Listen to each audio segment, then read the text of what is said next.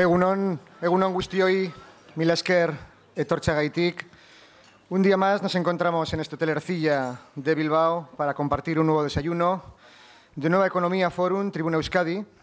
Lo hacemos, como siempre, gracias al patrocinio de BBK.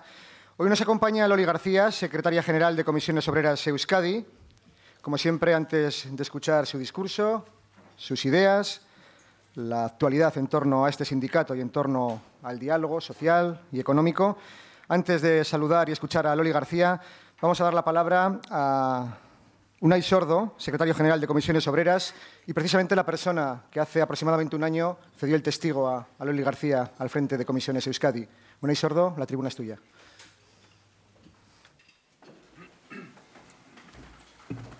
Bueno, pues egunon guztioi eta eskerrik asko gonbidatzeagatik. Buenos días a todas y a todos y gracias de verdad por la invitación, porque entre otras cosas me ha dado una excusa para hacer tres cosas. Uno, presentar a Loli, evidentemente, que es algo que me hace mucha ilusión. Dos, venir a Bilbao un jueves. Y tres, poder desayunar en un foro Europa, porque tienes tiempo para hacerlo mientras interviene Loli. De forma muy breve, bueno, un saludo a todas y a todos los invitados, compañeros de otras organizaciones sindicales, de los partidos políticos, evidentemente de las comisiones obreras de Euskadi, institucionales.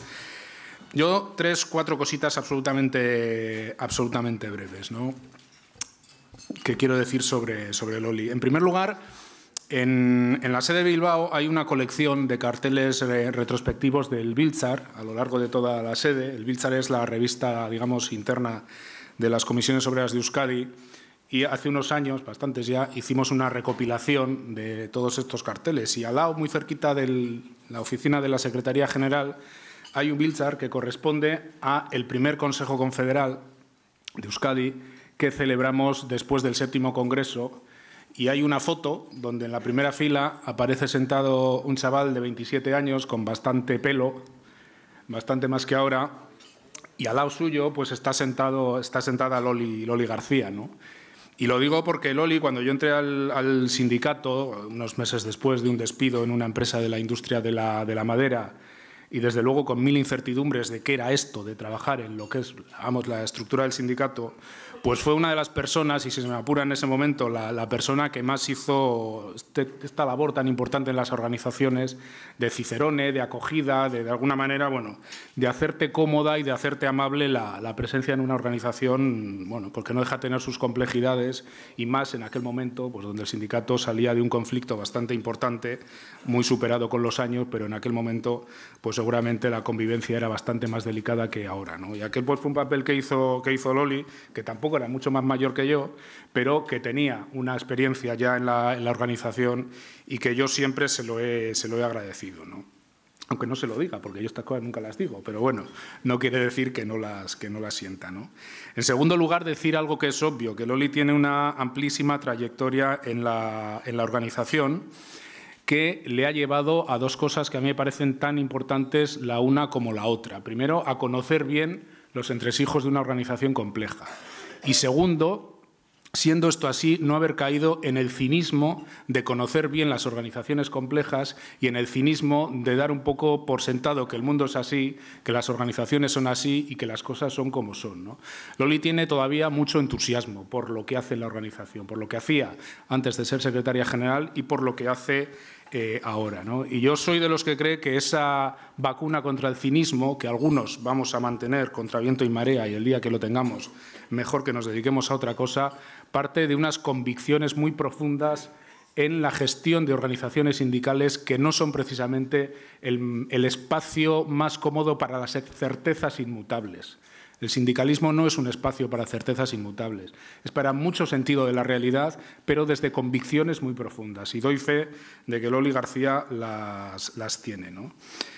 Tiene otra cuestión, y otro valor muy importante en este momento, otros dos valores, y con esto termino. Conoce muy bien, es de las personas que mejor conocen Euskadi, en mi opinión, no digo en comisiones obreras de Euskadi, digo en Euskadi, todo lo que tiene que ver con una apuesta estratégica de país y una apuesta estratégica de sindicato, que es todo lo que tiene que ver con la formación profesional, con la formación para el empleo y con los sistemas de cualificación, que creo que es uno de los elementos más importantes para desarrollar en los próximos años, particularmente en Euskadi, donde creo que partimos de una muy buena posición, pero donde creo que el sindicato está mejor posicionado que ninguna otra organización, insisto, que ninguna otra organización, para afrontar con conocimiento de causa este debate, ¿no? Y luego tiene otra cuestión, otra gran virtud, y es que es mujer, pero es que además es feminista de toda la vida. Digo porque últimamente leía algún titular sobre el nuevo gobierno feminista. Estoy convencido de que el nuevo gobierno es feminista, pero ser mujer no es necesariamente equivalente a ser feminista. Loli es mujer, esto es evidente, y es feminista y parte de unas convicciones muy profundas también en materia de igualdad. Conoce muy bien el valor que supone cualitativamente en esta sociedad el proceso de empoderamiento colectivo que están protagonizando las mujeres, y me parece que esto es un valor indiscutible, ¿no? Y para terminar, sinceramente, hace un año, lo hablaba ahora comentando esto del clima y del tiempo, de cómo hacía en Euskadi y en Madrid de calor hace un año y lo bueno que hace ahora para mi gusto, porque hace bastante menos calor, ¿no? Hace un año se planteó mi candidatura a la Secretaría General de Comisiones Obreras de España. Hace un año yo ya estaba viviendo de hoteles en Madrid. Y no os niego que yo tenía muchísimas incertidumbres, muchísimas preocupaciones, muchísimas dudas. Recuerdo siempre una canción de Antonio Vega que oía mucho por entonces, que era Lucha de Gigantes, y decía un verso que decía esto: un sueño salvaje advierte lo cerca que ando de entrar en un mundo descomunal, siento mi fragilidad, ¿no? Y os puedo asegurar que entre todas las dudas, todas las incertidumbres y todos los miedos incluso que podía tener, solo había un elemento de tranquilidad, y era la situación en la que quedaban las comisiones obreras de Euskadi. Y esto era porque el equipo que quedaba dirigiendo el sindicato y la propia Loli García, para mí, eran el único elemento de tranquilidad en aquel momento. Estaba tranquilo con lo que hacíamos y creo que acertamos plenamente con lo que hicimos. Os dejo con Loli García.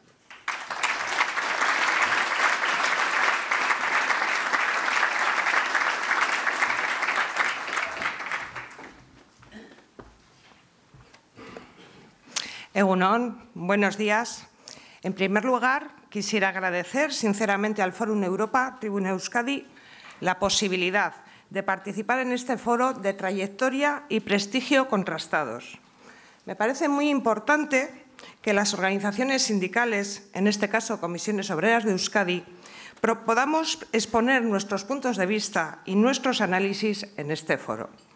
Agradecer también a quienes estáis hoy aquí compartiendo este encuentro conmigo y, por extensión, con la organización que represento. Y, por supuesto, le agradezco enormemente a Unai que haya sacado un ratito en su apretada agenda para poder hacer la presentación en el día de hoy, y le agradezco sinceramente sus palabras. Como él decía, hemos compartido mucho trabajo sindical. Bueno, en realidad lo seguimos haciendo. Y Unai es un buen conocedor de la realidad sociolaboral sindical vasca, y por ello sus opiniones y su aliento cercano es muy importante para nosotras y nosotros.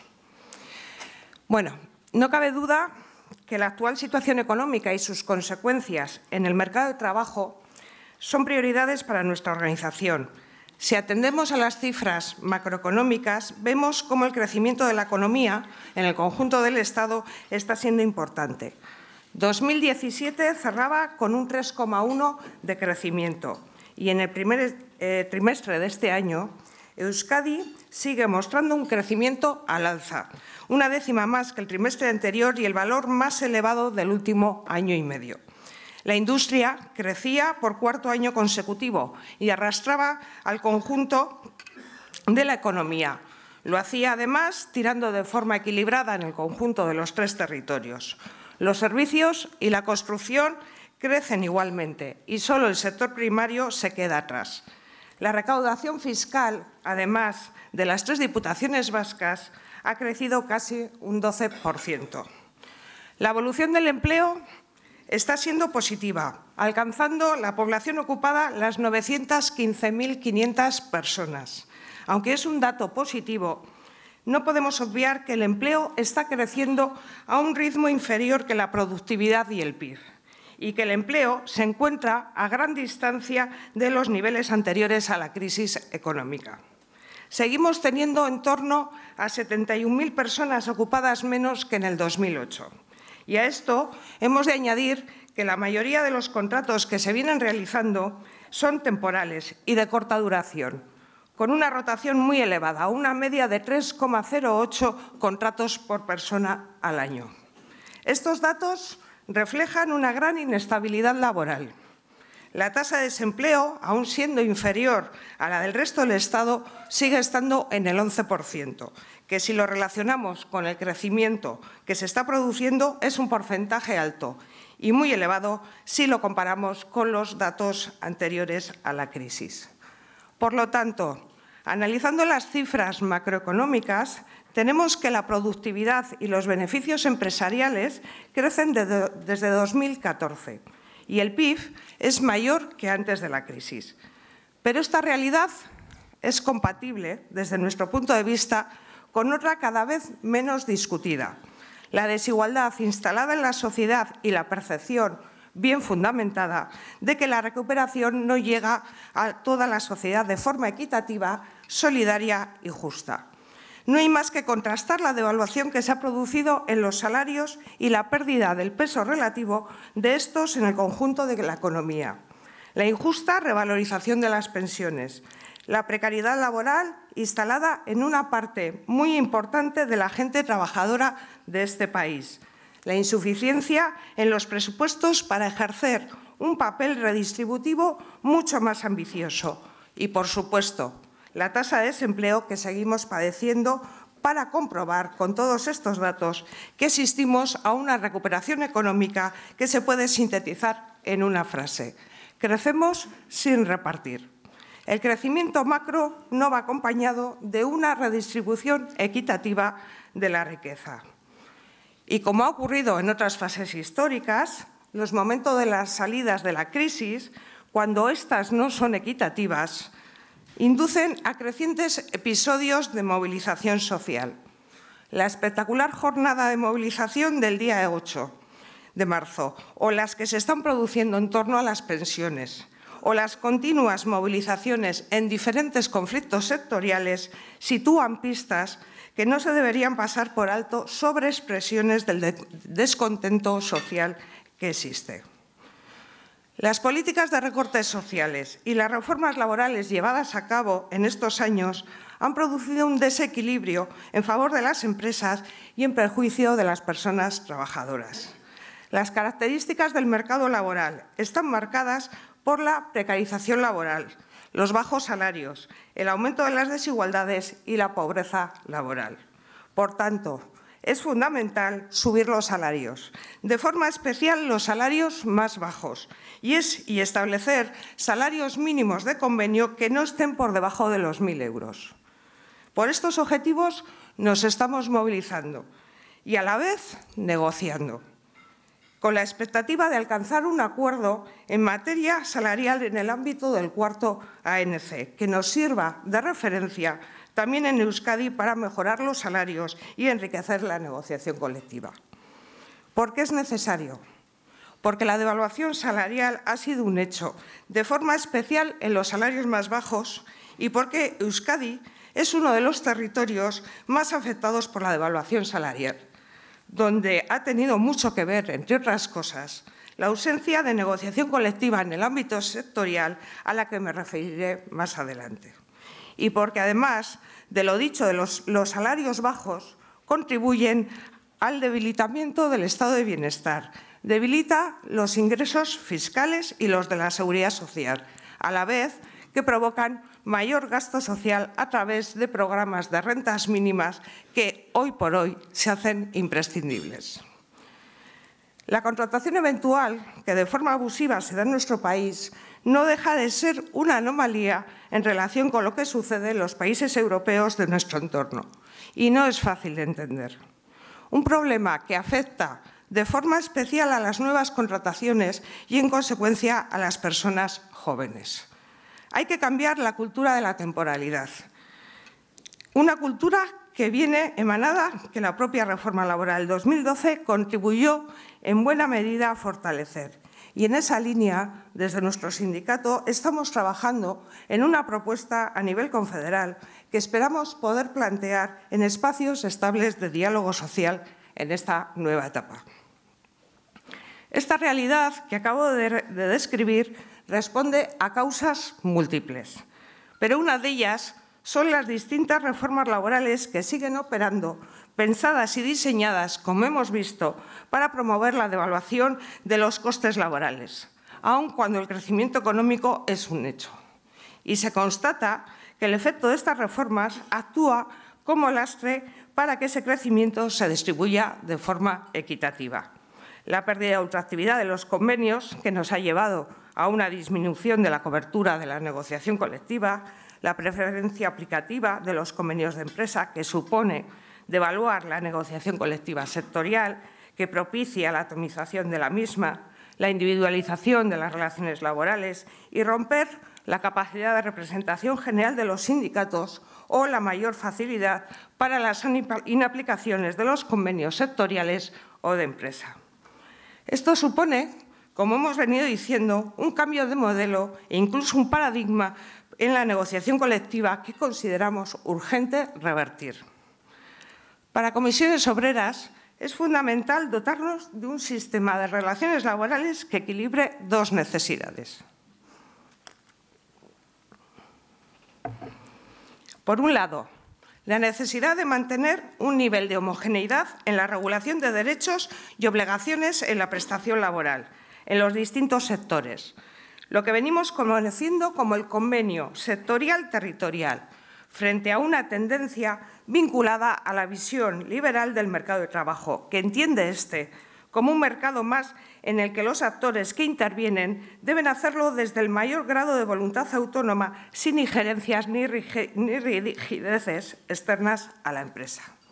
O frente a esta idea, promovida por algunas patronales, aunque nos dicen que no es así y yo quiero creerles, que desde este nuevo vínculo entre empresa y trabajador o trabajadora debe hacerse al margen de estructuras de representación organizada, es decir, al margen del sindicato.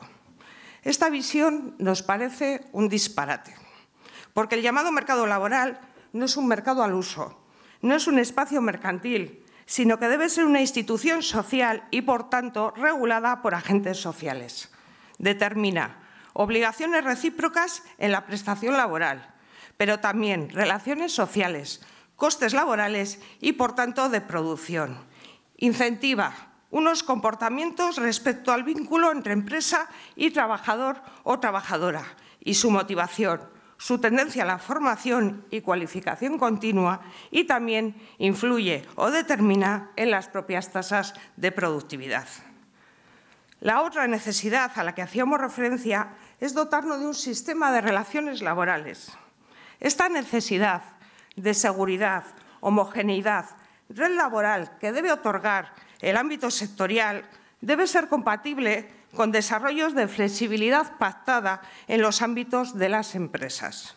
Los cambios de ciclo económico que se producen, los cambios tecnológicos, las necesidades de adaptación recomiendan procedimientos ágiles y equilibrados para adaptar o desarrollar lo pactado en el ámbito concreto de las empresas.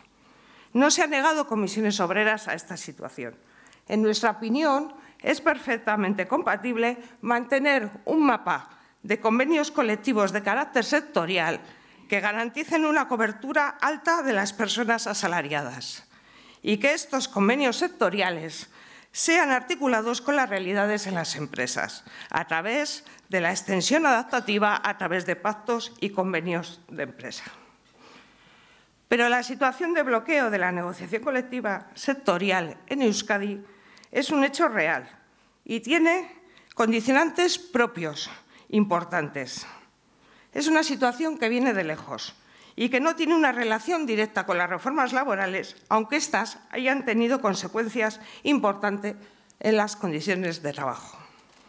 Aquí la negociación colectiva sectorial territorial ya venía sufriendo un importante deterioro fruto de un modelo sindical mayoritario en Euskadi que apuesta por el convenio de empresa frente al ámbito sectorial. Situación que desde nuestro punto de vista han contribuido las organizaciones empresariales, aunque he de reconocer que no todas por igual. Para este sindicato eso es una irresponsabilidad. Necesitábamos y necesitamos marcos de referencia sectorial en un tejido productivo en el que las empresas sin posibilidad de elegir representantes sindicales emplean al 13% de las personas trabajadoras. Y las empresas con menos de 50 trabajadores y trabajadoras son el 96% del total y emplean a más de la mitad de las personas asalariadas. La cuestión aquí, mirad, no es disyuntiva, no es o sector o empresa. Es si mantenemos un ámbito de referencia sectorial generador de derechos de ancha aplicación y articulado en la negociación colectiva en la empresa. O bien se dinamita el ámbito sectorial para trasladar el ámbito de negociación sin referencia a la empresa, disminuyendo así la tasa de cobertura. A la vez, parece existir una preocupación por el avance de los convenios sectoriales estatales en Euskadi, lo que algunas organizaciones vienen llamando la estatalización de la negociación colectiva. En Euskadi no existe un problema de estatalización de la negociación colectiva. Es más, gracias a la existencia de convenios estatales, muchos trabajadores y trabajadoras vascas tienen hoy reguladas sus condiciones laborales. Lo que existe es un problema real que no es otro que el abandono de los marcos propios de negociación, el abandono del ámbito territorial vasco. Comisiones va a seguir impulsando la negociación colectiva sectorial territorial, pero sin descartar una acción sindical de cercanía y pegada al terreno, dando respuesta a las realidades y necesidades de cada centro de trabajo, que incluya la firma de convenios de empresa articulados con el sectorial. Por eso, Comisiones Obreras de Euskadi ha sido perseverante en la defensa de estos ámbitos y hemos apostado desde el principio por un acuerdo interprofesional de estructura de la negociación colectiva en Euskadi, que por fin, en enero del 2017, se pudo materializar. Pero, como ya decíamos, este acuerdo podía quedar en papel mojado si no había clara voluntad de desbloqueo de los convenios colectivos sectoriales vascos. Esta conjunción de elementos ha llevado que en Euskadi la inmensa mayoría de los convenios sectoriales estén decaídos o en situación de ultraactividad, haciendo que los efectos de la reforma en materia de negociación colectiva estén siendo más perniciosos. He de decir que en lo que va de año se ha producido una evolución en positivo de los convenios sectoriales, pero la situación de salida es tan negativa que este pequeño avance no viene a paliar la situación que tenemos. Pero ese es el camino. Al finalizar el primer cuatrimestre de este año, aún tenemos un 17% de las personas trabajadoras con sus convenios decaídos y sin otro de ámbito de referencia superior, a lo que sumamos un 50% que se encuentra con sus convenios en situación de ultraactividad, lo que supone que algo más de 386.000 personas trabajadoras en Euskadi no tengan actualizadas sus condiciones laborales y que solo el 32% tengan sus convenios con vigencias ordinarias. Por ello, consideramos una necesidad imperiosa recuperar la negociación colectiva y restablecer los equilibrios necesarios rotos tras la reforma del 2012. En relación a la concertación y el diálogo social, lo primero que desde Comisiones Obreras de Euskadi queremos dejar constancia es de nuestra apuesta por el diálogo social. Esta es una apuesta estratégica de nuestro sindicato y, por tanto, la vamos a seguir defendiendo y reivindicando a pesar de la escasa cultura que existe en Euskadi de diálogo y concertación en el ámbito de las relaciones laborales. No es casualidad que seamos uno de los pocos territorios que no tengan ley de participación institucional, ley que desde Comisiones Obreras venimos reclamando en lo que queda reflejado con nitidez en una ley las funciones que se nos otorgan a los sindicatos y los espacios de intervención, así como el papel social que jugamos. Y también sorprende que seamos los únicos que no tengamos regulado el diálogo social. La ausencia de estos marcos de concertación ha sido producto de diferentes intereses. Los sucesivos gobiernos se han encontrado en general cómodos con esta realidad, no teniendo que rendir cuentas más allá del espacio territorial de sus actuaciones en materias como políticas industriales, empleo y protección social. Unas organizaciones empresariales que también, desde nuestro punto de vista, están cómodas en esta situación, acordando unilateralmente con los gobiernos correspondientes sin necesidad de contrastarlo en ámbitos de participación con la presencia de los sindicatos. Todo ello acompañado por la actitud de algún sindicato en Euskadi que reclama para sí una interlocución privilegiada y exclusiva, tanto con los diferentes gobiernos como con las organizaciones empresariales, ninguneando los distintos ámbitos de concertación que puedan surgir. Mirad, desde el año 1984 contamos únicamente con media docena de acuerdos en el marco del diálogo social.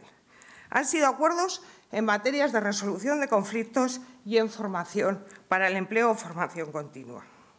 En 2010 se abre un proceso de diálogo social en el que participan comisiones y UGT junto con la Confederación Empresarial Confebask. En dicho proceso se aborda el traspaso de la transferencia de las políticas activas de empleo, también se acuerda que la gestión de las rentas de garantía de ingresos y de la prestación complementaria de vivienda, que estaban gestionándose en los ámbitos municipales, pasen a ser gestionadas en Lanbide y ligar estas, además, a las políticas activas de empleo. En 2014 se retoma el diálogo social tripartito y en 2015 se producen algunos acuerdos. En julio del 2016 se firma un acuerdo sobre negociación colectiva y una declaración en la que se dice, entre otras cosas, y permitirme que lo lea, que las sociedades modernas se configuran desde la interacción de múltiples actores públicos, privados o sociales. En materia socioeconómica y sociolaboral, las organizaciones sindicales y empresariales tienen atribuidas una serie de funciones de indudable interés colectivo y público. Por otro lado, la complejidad social recomienda a los propios poderes públicos buscar espacios de interlocución con los que acometer los retos y oportunidades contemporáneas. La interlocución de los poderes públicos con los agentes sociales, en línea con la definición de diálogo social con la que se trabaja actualmente en la Organización Internacional del Trabajo, se está consolidando en las sociedades democráticas como un aspecto determinante del buen gobierno. Por ello, se requiere de una adecuada estructura jurídica que garantice, mediante una norma, esta participación institucional, así como las funciones o ámbitos en los que debe desarrollarse. Este compromiso, que se pone de manifiesto en la reunión de la Mesa del Diálogo Social celebrada el 18 de julio del año pasado, pero aún así, a pesar de este compromiso, esta norma no se ha desarrollado. A pesar de que a finales de noviembre del 2017 la Comisión de Trabajo de la Mesa de Diálogo Social entregó al Gobierno un borrador consensuado acerca de los contenidos sobre los que debería pilotar dicha norma. Desde Comisiones Obreras de Euskadi hemos apostado fuerte por mantener este espacio de diálogo social y la verdad es que creíamos que esta vez tanto la voluntad de diálogo y acuerdo como la apuesta del Gobierno vasco iba en serio. Pero la realidad ha sido otra, bien distinta. La firma el pasado 16 de abril del Acuerdo Marco de Colaboración por el Empleo y la Cualificación en Euskadi 2018-2020 entre Confebask y sus organizaciones territoriales y 3 consejerías del Gobierno vasco, que a su vez estaban presentes en la mesa de diálogo social, todo ello, además, con la presencia del Lehendakari. La firma de este acuerdo, cuando existía una mesa de diálogo social abierta, ha dinamitado este espacio de encuentro y concertación. El Gobierno vasco ha optado por elegir como interlocutor único a la representación empresarial, atribuyéndole un papel en materia formativa y otras políticas activas, que la propia legislación vasca que regula la formación profesional para el empleo atribuye al ámbito de la negociación colectiva y el diálogo social, basado en los principios de transparencia, calidad, eficacia y eficiencia. Pero han optado el Gobierno por la eliminación del papel de la representación de los trabajadores y las trabajadoras vascas. En dicho acuerdo se abordan temas que tienen mucha importancia y que esta organización, a la que yo represento, había planteado abordarlos en la mesa de diálogo social. Temas como la prospección, la intermediación laboral, el empleo juvenil, la recolocación de excedentes en empresas en crisis, la formación para el empleo, la orientación profesional, la calidad del empleo y la activación de las mujeres en el mercado laboral. Y además, este acuerdo crea un Consejo de Gobernanza donde solo participan organizaciones empresariales y el Gobierno vasco. A este respecto, quiero recordar que la Ley 30/2015 determina que la ordenación de la formación profesional para el empleo ha de contar con la participación de los agentes sociales en la gobernanza del sistema. Igualmente, sitúa a la negociación colectiva y el diálogo social como instrumento de desarrollo del sistema de formación profesional para el empleo en el ámbito laboral y, en particular, en el diseño, planificación, control, seguimiento y evaluación de la oferta formativa. Todo esto queda cuestionado en este acuerdo, donde la única capacidad para gestionar la prospección, la identificación de los perfiles formativos y la propia formación recae en exclusiva en las organizaciones empresariales vascas. Esta es, sin duda, desde nuestro punto de vista, un hecho sin precedentes, que ningún Gobierno se había atrevido a hacer hasta ahora nunca. Las consecuencias de este acuerdo no solo ha supuesto la ruptura de la mesa de diálogo social por parte del Gobierno y las organizaciones empresariales, sino que también ha dinamitado la mesa para abordar la brecha salarial de género. Desde Comisiones Obreras entendíamos que era un espacio adecuado para abordar el debate y para analizar las causas de la brecha salarial. Incluso, por el devenir de las conversaciones que veníamos manteniendo, creíamos que hubiera sido posible llegar a un acuerdo, que hubiera servido no solo para trasladar nuestras propuestas acordadas con las organizaciones empresariales al Parlamento vasco, sino que además hubiera servido para poder trasladarlas a las empresas para su desarrollo en la negociación colectiva y los planes de igualdad. Pero en vez de eso, nos hemos encontrado con un acuerdo que recoge el compromiso de realizar actuaciones para establecer medidas que desarrollen planes de igualdad en las empresas vascas entre el Gobierno vasco y las organizaciones empresariales, conociendo además que esta materia la legislación la reserva a la negociación con la representación legal de los trabajadores y las trabajadoras. Para poder negociar hace falta lealtad entre las partes que toman parte de la negociación. Y hoy por hoy eso se ha quebrado. La exclusión del papel sindical en estos ámbitos, además de otras cuestiones, creo que es una profunda irresponsabilidad, porque incide en esa desafección ciudadana, en este caso de los trabajadores y las trabajadoras, respecto de lo común. Si no hay organizaciones reconocidas y legitimadas que agreguen intereses, estos se desagregan, se fragmentan y se corporativizan. Por eso, desde Comisiones Obreras de Euskadi, defendemos el diálogo social porque apostamos por un sindicalismo que no se quede solo en gobernar la relación laboral colectiva en el sector o en el centro de trabajo, sino que aspira a ser contraparte necesaria, agente social o sujeto sociopolítico en las múltiples materias e instancias que determinan las condiciones de trabajo y de vida de las personas trabajadoras. Pero para desarrollarlo necesitamos contar con un Gobierno y una patronal que crean que el diálogo social es la base democrática sobre la que se sustentan las relaciones laborales, que es necesario para una mayor y mejor cohesión social y para dotar de derechos al factor trabajo. Se necesita crear más y mejor empleo. Para ello es clave el incremento de la inversión productiva para apoyar el crecimiento de la economía.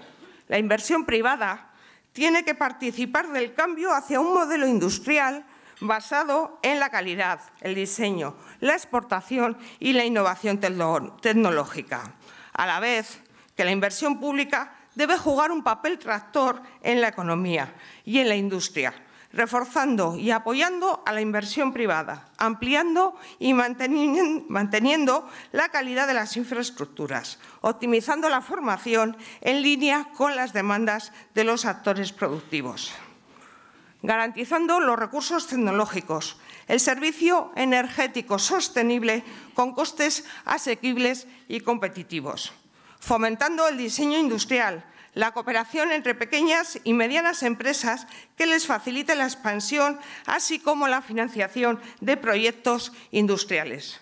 Todo ello con total transparencia. Para ello es necesario y urgente desplegar un marco sistemático de control y seguimiento de las políticas industriales con la participación de los agentes sociales, con el fin de evaluar la eficacia de las políticas adoptadas e inspirar el desarrollo de futuras medidas.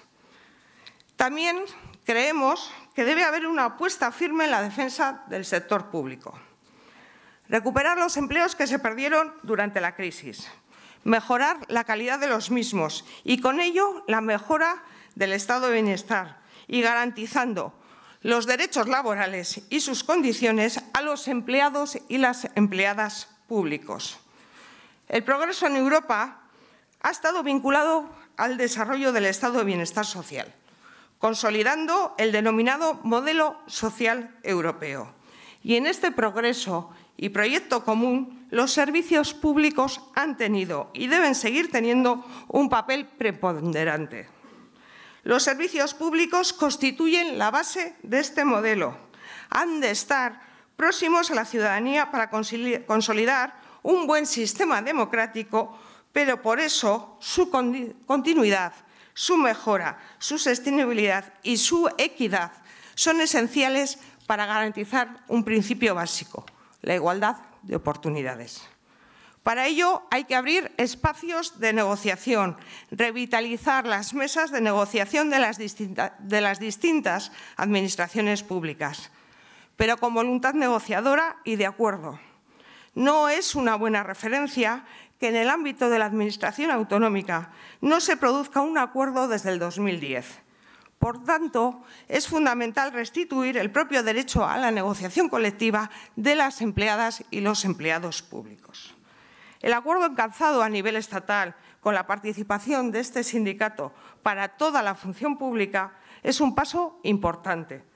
Falta su desarrollo en Euskadi y deseamos que, a pesar del retraso que ya se está produciendo, no se demore más su desarrollo negociado con las organizaciones que representan a los empleados y empleadas públicas.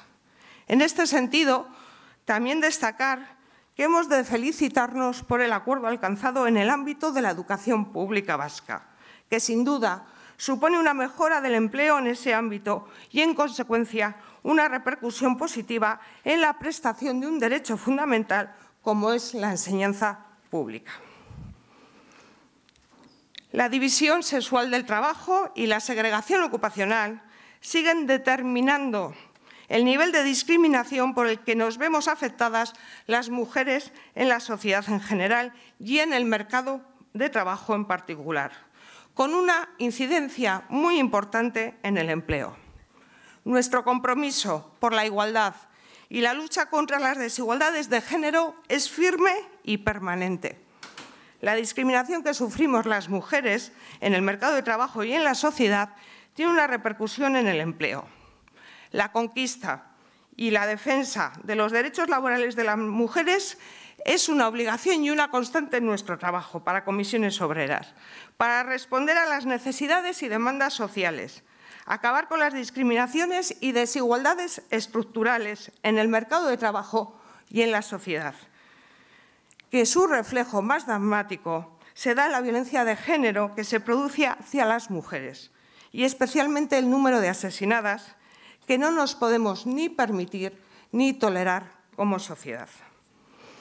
Nuestro compromiso con la protección social, junto con la mejora de las prestaciones por desempleo, tanto contributiva como no contributiva, apostamos por la defensa y mejora del sistema de renta de garantía de ingresos.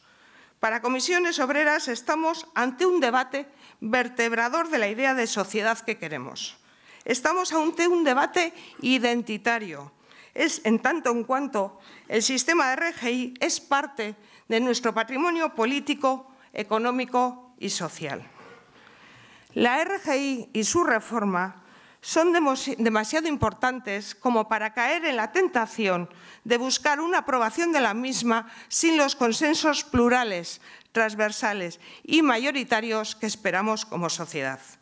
La cohesión social que debe propiciar un sistema de protección social como el vasco, que además es referencia entre el resto de sistemas de protección existentes, desde nuestro punto de vista creemos que merece el esfuerzo y, en su caso, la denuncia si la reforma planteada impide de facto que algunos de los elementos que puede contener los consensos reales y necesarios.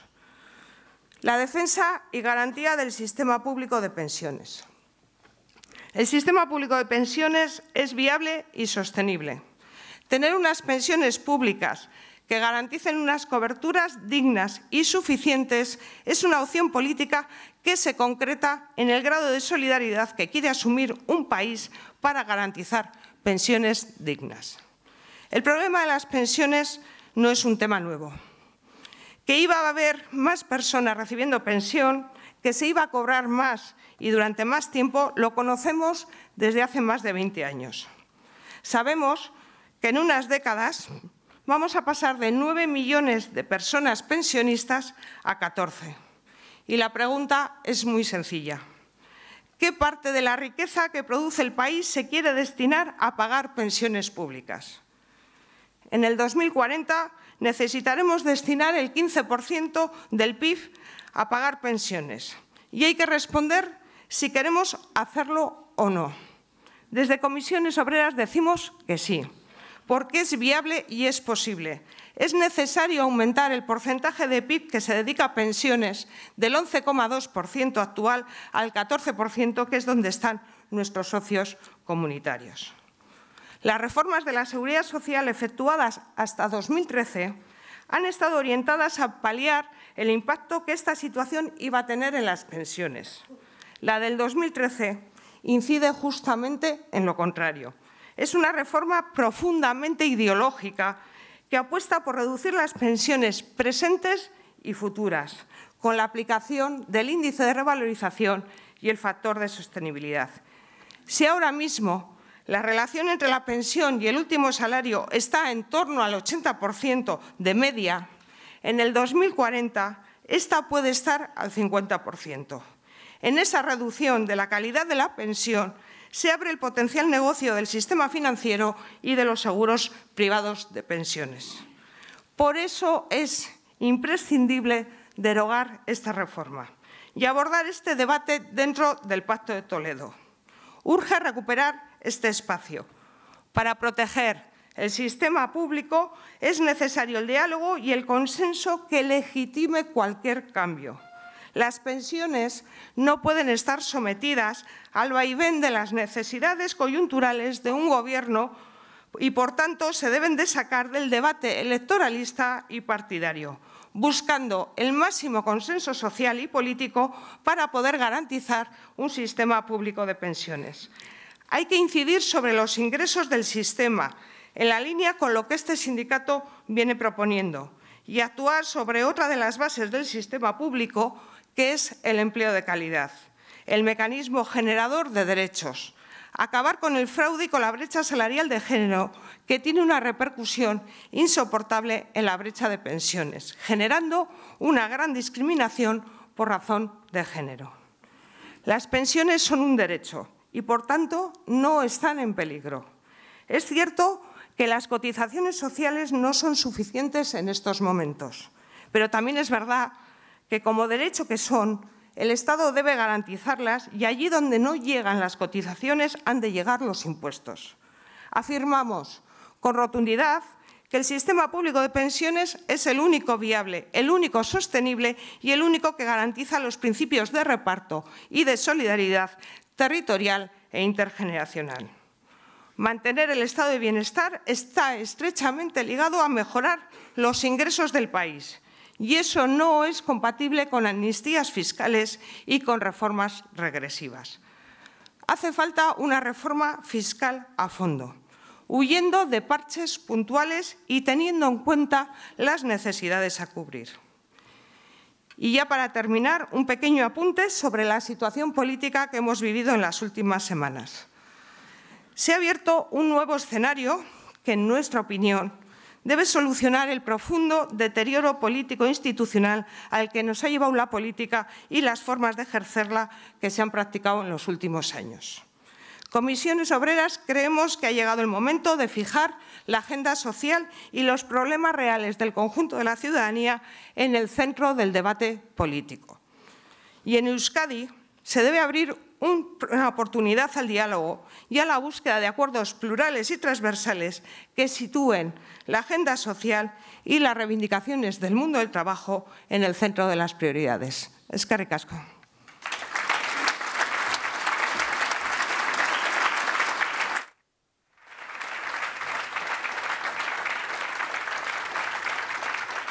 Un buen número de preguntas que han llegado hasta esta mesa van dirigidas tanto a Loli García como a Unai Sordo en torno precisamente al último asunto sobre el que ha vertido el discurso de Loli, es decir, el nuevo Gobierno y, en especial, el papel que debe jugar la nueva ministra de Trabajo, Magdalena Valerio.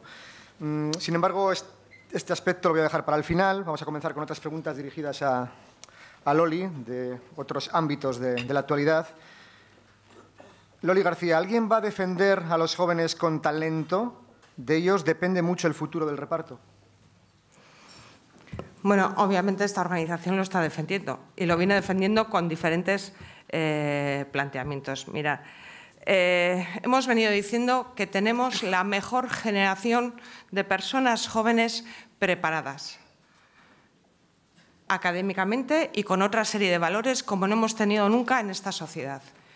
Y esta sociedad no se puede permitir que ese talento y esas personas jóvenes con mucho que aportar al conjunto de la sociedad se diluyan en el camino o se diluyan y se acaben marchando a otros sitios. Esto tiene que ver mucho con la oportunidad de empleo y con la calidad de empleo que ofertamos. Y esto es algo que hemos venido planteando e insistiendo de manera continua. Una parte, creo que en mi intervención he insistido en la necesidad de acabar con la temporalidad y crear un empleo de calidad que genere derechos y que dé oportunidades a las personas jóvenes a rehacer y hacer proyectos de vida que den cierta estabilidad. Loli García, ¿cómo analiza el aumento cada vez mayor en Euskadi del número de demandantes de empleo ocupados? El paro desciende hasta porcentajes similares a los anteriores a la crisis, pero hay síntomas de precariedad laboral que, lejos de desaparecer, siguen muy presentes. Bueno, todavía no estamos, lo he dicho, en niveles de paro anteriores a la crisis. Quedan todavía un número importante de personas en desempleo. Creo que he dicho algo más de 70.000 personas que no han encontrado empleo desde anteriores a la crisis. ¿La pregunta era? La pregunta... Perdona, ¿eh? Sí, no tengo por aquí. Las personas ocupadas, sí, que demandan empleo. Es verdad, perdona. El número ha aumentado considerablemente, sí. Considerablemente el número de demandantes de empleo ocupados. Tenemos un porcentaje altísimo y creo que somos uno de los territorios más altos con un número de personas con empleo, demandando una mejora de empleo. Y esto tiene que ver con lo que hemos dicho, con la calidad del empleo que estamos creando y con el empleo, con las oportunidades de empleo que estamos dando. El empleo a tiempo parcial, por poner un ejemplo, que encima es mayoritariamente ocupado por mujeres, en su mayor parte, en más del 80%, no es voluntario. Y son personas que están buscando un empleo a tiempo completo. Tiene mucho que ver el número de demandantes ocupados, de personas demandantes ocupadas, con la calidad del empleo que estamos generando. Sobre el diálogo social, la pregunta va dirigida hacia si hay conversaciones para tratar de reconducir la situación tras la ruptura del diálogo social. ¿A corto plazo es posible una vuelta de comisiones obreras a este foro?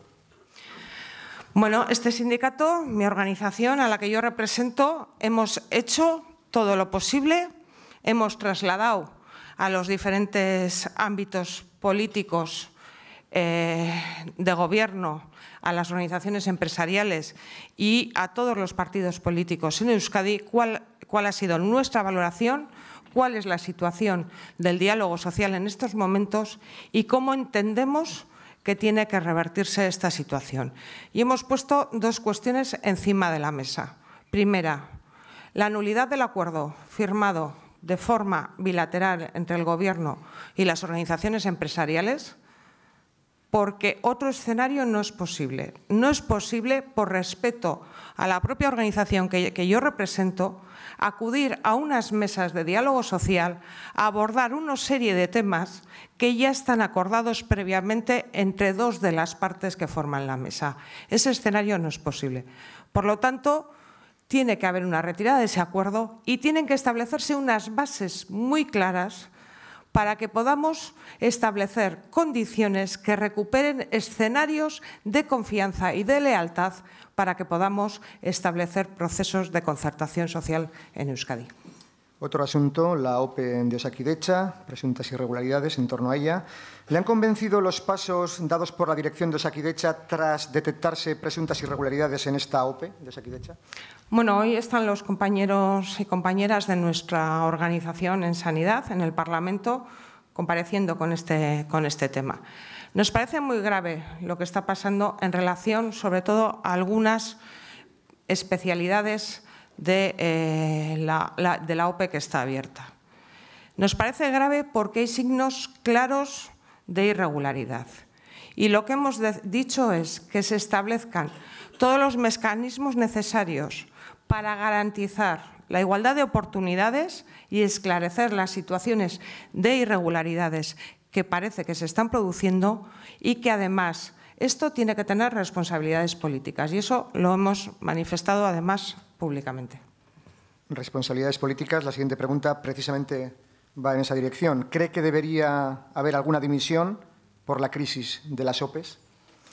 Bueno, creo que es necesario primero abrir el escenario de investigación, esclarecer realmente qué es lo que ha sucedido. Así de primeras y a cualquier persona no parece muy transparente que las personas que componen los tribunales sean las mismas personas que establecen qué exámenes prácticos se establecen en algunas categorías profesionales en Osakidetza. Y creo que eso es necesario cambiarlo y modificarlo.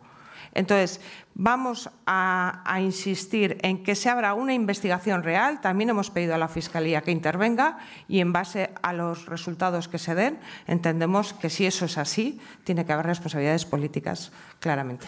Otra cuestión que le traslado a un invitado o invitada en este foro. Hablando de desigualdad, ¿no sería un buen camino hablar de un puesto, un sueldo, indistinto de si es hombre o mujer? Hombre, claro, estamos hablando de algo que venimos planteando hace mucho tiempo. Igual trabajo, igual salario. A trabajo de igual valor, igual salario. Pero esa no es la realidad que se está dando en el mercado de trabajo.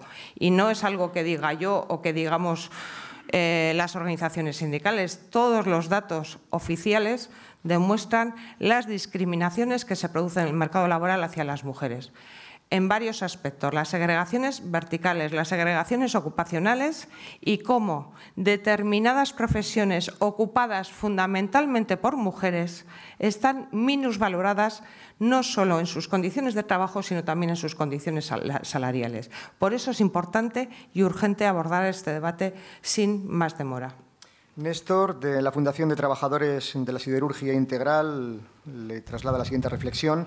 El movimiento pensionista está reivindicando la pensión de 1.080 euros. A mí me parece una vulgaridad, creo que dice, desequilibra el sistema actual de prestaciones y cotizaciones, generando una fuerte discriminación entre los propios jubilados. ¿Qué tiene que hacer Comisiones Obreras? ¿Qué tienen que ver los pensionistas en esa verdad, en esa terrible demagogia? Bueno, compartimos una parte importante de esa reflexión. Nosotros y nosotras hemos apostado porque tiene que haber unas pensiones dignas y que las pensiones mínimas tienen que sufrir un incremento importante, fundamentalmente aquellas pensiones donde no llegan a los niveles mínimos de subsistencia. Ahora bien, dicho esto, el sistema público de pensiones es un sistema redistributivo y contributivo. Y para ello es necesario seguir manteniendo algunos principios. Con esto os voy a poner un ejemplo muy concreto. Una persona autónoma que ha recibido una serie de ingresos durante muchos años a lo largo de su vida y que ha estado cotizando la mínima durante los últimos años y que ha estado dotando un plan privado de pensiones. Bueno, exigir en esas condiciones pensiones de esas características no es compatible con un sistema contributivo y redistributivo. Nosotras defendemos pensiones mínimas con dignidad que garanticen derechos suficientes de subsistencia a las personas y analizar los casos. Pero el sistema público de pensiones es un sistema contributivo y redistributivo. Sobre las pensiones, una pregunta muy clara. ¿Está de acuerdo con la exigencia de 1.080 euros de pensión mínima? No, no compartimos. Comisiones Obreras no lo comparten. No lo comparto. Muy bien, vamos a abrir el micrófono también a Unai Sordo. Si quiere participar, yo creo que sería importante, por cuanto vamos a hablar del nuevo Gobierno. Las preguntas son para los dos, alguna quizá directa para Unai. El nuevo Gobierno y el papel que debe jugar la nueva ministra de Trabajo, Magdalena Valerio. Esta es en concreto para usted, señor Sordo. ¿Le ha llamado la ministra? ¿Cuál es su primera demanda? Esto no va así, que yo sepa. No hemos hablado, hemos mensajeado. Creo que a lo largo de esta mañana vamos a hablar. Muy bien. ¿Cuál es la primera demanda que le va a trasladar? Si hoy es el día. Que nos reúna el presidente del Gobierno para ver cuáles son las prioridades en materia laboral y situar cuáles son las piezas, teniendo en cuenta la debilidad política y la situación de dificultad objetiva que hay, para hacernos una composición del lugar. Y tiempo a ver de poner muchas demandas encima de la mesa. ¿Qué opinión tiene Unai Sordo sobre la nueva ministra de Trabajo, Magdalena Valerio? No la conozco personalmente, tengo buenas referencias en cuanto a talante, pero yo juzgo las políticas y no a las personas.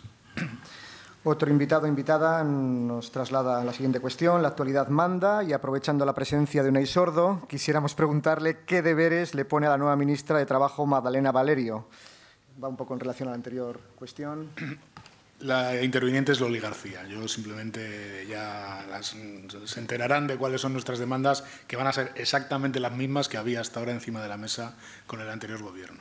Bueno, pues para Loli García, también como importante representante sindical, la periferia también debe trasladar mensajes a Madrid, entiendo. ¿Qué aspectos de la reforma laboral debería derogar el nuevo Gobierno? ¿Causas de descuelgue, limitación de la ultraactividad, las indemnizaciones por despido? Bueno, creo que lo he dicho en mi intervención también y he puesto encima de la mesa cuáles son los puntos más regresivos de la reforma laboral. Nosotras y nosotros estamos apostando por la derogación de esa reforma. Y sobre todo en aquellos aspectos, porque creo que en mi intervención lo he dicho, sobre todo aquellos aspectos que rompen el escaso equilibrio que existía en las relaciones laborales entre las organizaciones sindicales y empresariales, que es uno de los ejes transversales de esta reforma y uno de los objetivos de esta reforma laboral. El romper el escaso equilibrio en las relaciones laborales, dando prioridad en la toma de decisiones y en la capacidad a la representación empresarial, a la representación de los empresarios. Por lo tanto, creemos que en el ámbito de la negociación colectiva es necesario modificar varios cambios. El ámbito de la ultraactividad que hemos planteado. La preferencia aplicativa de los convenios de empresa sobre los convenios sectoriales. Hay que darle una vuelta al tema de las inaplicaciones y, sobre todo, volver a recuperar ese equilibrio que teníamos las organizaciones sindicales y empresariales en la negociación colectiva para poder, como decíamos antes, dotar de condiciones adecuadas al factor trabajo en el ámbito sectorial y en el ámbito de la empresa. Sobre este asunto, ¿cree factible la retirada de la reforma laboral con la llegada del nuevo Gobierno? Le añaden, la patronal COE está ya presionando para que la reforma laboral se mantenga. Bueno, nosotros creo que a lo largo de estos años y nosotras nos ha venido a dar la razón en algunas de las cosas que planteamos y planteábamos cuando se aprobaron las reformas laborales. Estas reformas laborales, si os acordáis, se planteaban como el paradigma de la creación de empleo, de la mejora de las relaciones laborales en este país. Bueno, los datos han venido a demostrar todo lo contrario, han venido a demostrar lo que decíamos. Yo, en la primera parte de mi intervención, quería poner un ejemplo muy claro. Es decir, estamos en una situación económica de crecimiento claro y eso es positivo. Aumento del PIB, aumento de la productividad, aumento de los ingresos fiscales. Pero ese crecimiento no está llegando a la ciudadanía y fundamentalmente no está llegando a la clase trabajadora, porque los costes salariales y los salarios se han devaluado de manera considerable. Efecto, entre otras cuestiones, pero fundamentalmente de esta reforma laboral, porque era otro de los objetivos que buscaba, la devaluación salarial para ganar en incremento. Por lo tanto, vamos a seguir defendiendo la derogación de esta reforma laboral y vamos a seguir incidiendo e insistiendo que es necesario mejorar los salarios en este país para que el crecimiento y el reparto de la riqueza sea equitativo para el conjunto de la ciudadanía y especialmente la clase trabajadora. Muy bien, con estas palabras nos quedamos. Despedimos a Loli García, a Unai Sordo, que han participado y les agradecemos su presencia en este foro de debate y reflexión. Ahora, como siempre, el patrocinador de este desayuno, BBK, quiere agradecer la presencia de todos ustedes. Le cedemos la palabra a Gorka Martínez, director de la Fundación BBK. Gracias, en primer lugar, a Unai Sordo por la presentación que nos ha hecho. Ha tenido que responder también como alguna pregunta espontánea, pero es que la situación política actual pues quizá ¿no? lo demanda.